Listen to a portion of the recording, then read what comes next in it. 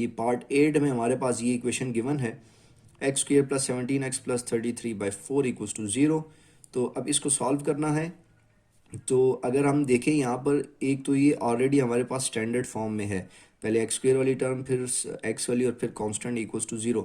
तो एक तो ये स्टैंडर्ड फॉर्म में भी है, और दूसरा अगर हम देखें यहाँ एक्स स्क्वेयर के साथ अगर कोई टर्म होती तो हम उसको ख़त्म कर देते हैं। यहाँ पर एक्स स्क्वेयर के साथ अब कोई टर्म नहीं है, तो ये स्टेप 1 और 2 ऑलरेडी हुए हैं। तो हम क्या करेंगे, डायरेक्ट ये कांस्टेंट टर्म को दूसरी साइड पे ले जाएंगे।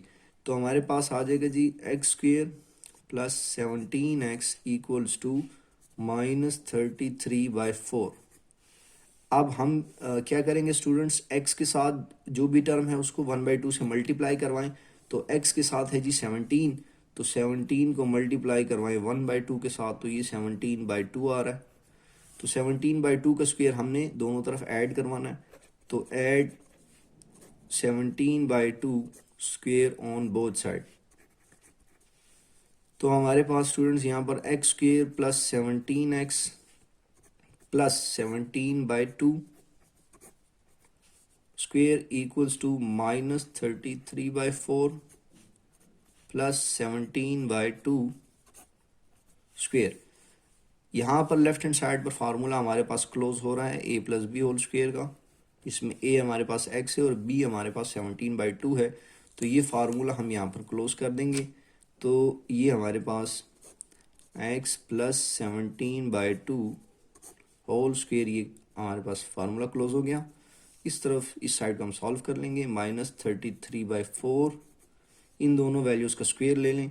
17 का स्क्वेयर ये 289 डिवाइडेड बाई 2 का स्क्वेयर 4। अब यहाँ पर इन दोनों का एलसीएम जो है स्टूडेंट्स ये 4 आ रहा है, तो -33 प्लस 289। अब 289 में से 33 माइनस करें तो ये हमारे पास 256 डिवाइडेड बाय 4 आ गया। अब लेफ्ट हैंड साइड पर हमारे पास ये वाली value x plus 17/2।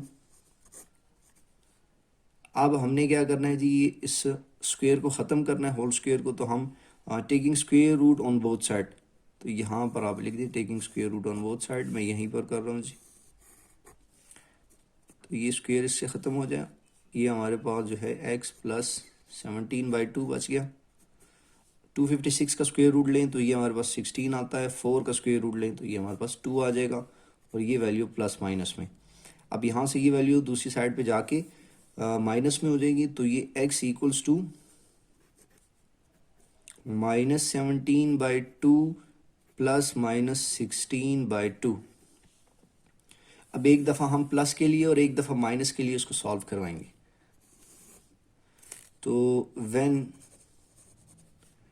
x equals to -17/2 plus 16/2, एक दफ़ा प्लस के लिए और एक दफ़ा हम माइनस के लिए, व्हेन x इक्वल्स टू -17/2 -16/2।